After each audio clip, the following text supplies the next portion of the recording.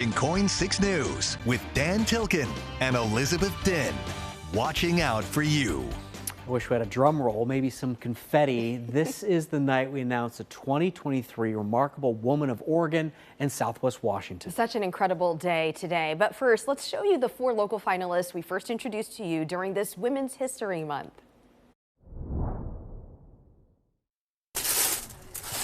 At Patty Sears' Oregon City nonprofit, the Bloomin' Boutique, children in need are referred here to receive a big bundle of brand new clothes and more.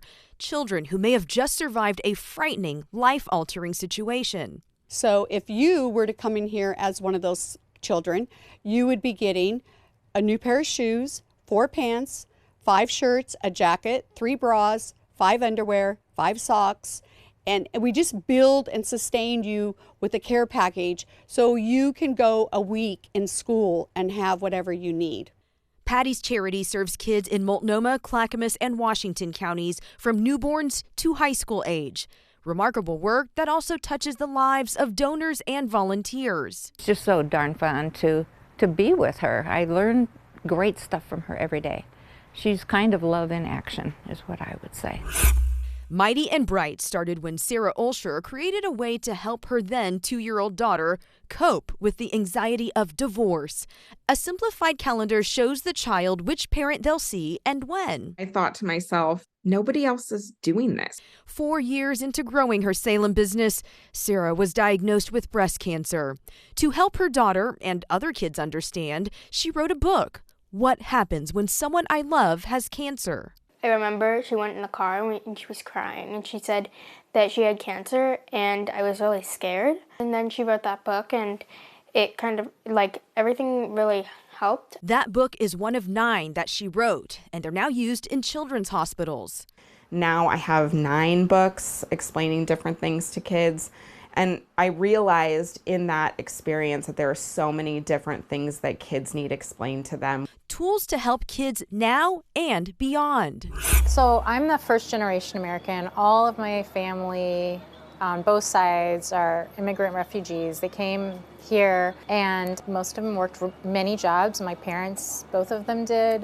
The strength Sara Showell saw in her loved ones is part of what made her bold enough to open her own small business at just 21 years old. I scraped together $2,500 and I opened up my first business, a retail shop selling resale clothing.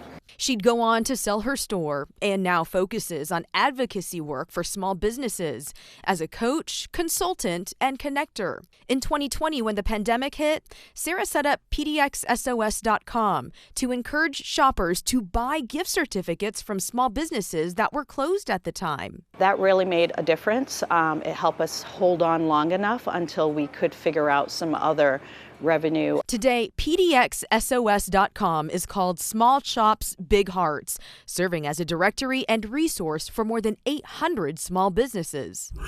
My son-in-law in the red hat and Brad in the ponytail. They're 2 of my faithful volunteers. That's the voice of Franny Grover showing us a morning when she and volunteers pick up food and supplies.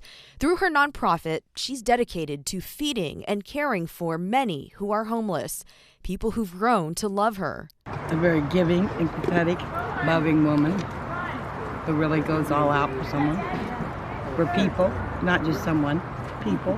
The population is very misunderstood and judged unmercifully.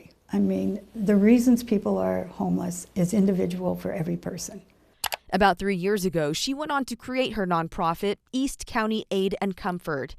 With the help of volunteers, which include some of the people she served, every Friday they put together several kits with hot meals, groceries, and supplies. Then I was building relationships with people and really getting to know them and love them and care about them. Oh boy, 4 remarkable women. A big thanks to all of our 4 finalists and those of you who sent us nominations.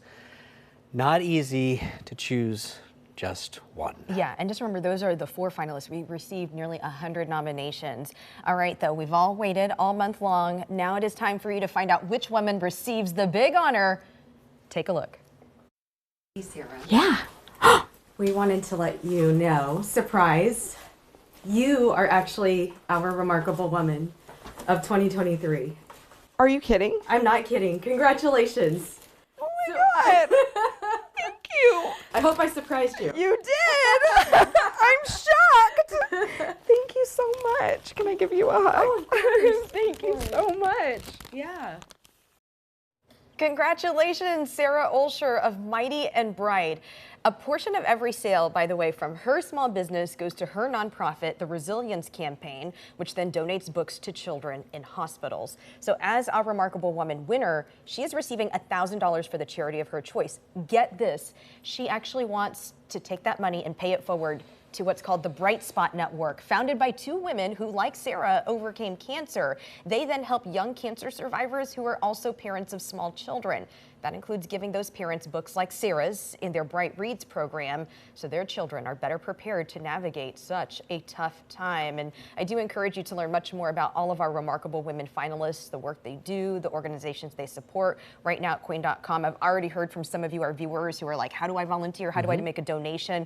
And so that's what I think we love about this, is that being able to highlight these women and their great work and getting you to connect to them. I remember her story because of the layers, the accomplishment, and then the tragedy, and then another. I mean, she just is not stopped. Yeah. Nothing will stop her. Yeah. And her daughter's powerful words. There was just layer upon layer of her story.